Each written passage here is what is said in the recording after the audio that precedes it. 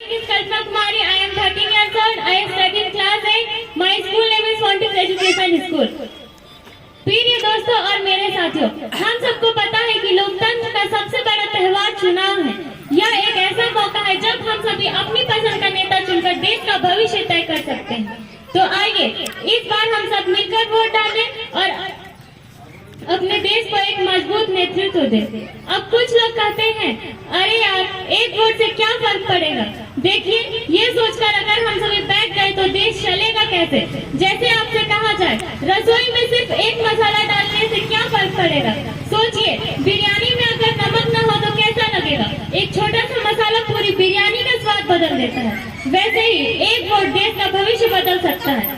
अब कुछ लोग कहते हैं, लाइन में खड़ा होना बहुत बोरिंग है। अरे भाई, अगर शादी में खाने के लिए लाइन में खड़े हो सकते हो तो वोटिंग के लिए क्यों नहीं। और सोचिए, इस लाइन में आपको सेल्फी का बहाना मिलता है और फिर वो उंगली पर जो इंक लगा मिलता है, वो क्या गजब का एहसास होता है। वोट का टैटू फ्री में। अब कुछ लोग वोटिंग डे पर छुट्टी मनाने की सोचते हैं। भाई साहब, ये कोई वीकेंड नहीं, ये लोकतंत्र का दिन है। सोचिए, जैसे आप छुट्टी पर घर में चाय पीने का मजा लेते हैं, वैसे ही वोट डालने का मजा लीजिए। कहिए पहले वोट फिर चाय, और अपने दोस्तों के साथ मिलकर कहे वोटिंग के बाद पार्टी।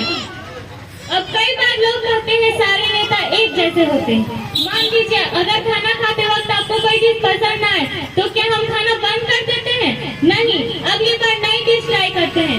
वैसे ही वोट देकर हम अपने देश के लिए नया चुनाव कर सकते हैं। तो इस बार एक नई उम्मीद के साथ वोट डालें और अच्छे लोगों को चुने।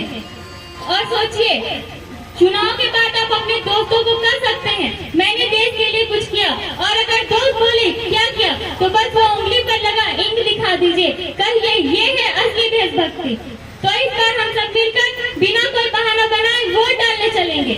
ये हमारा हक है और जिम्मेदारी भी। इसलिए याद रखें, पहले वोट फिर आराम। धन्यवाद।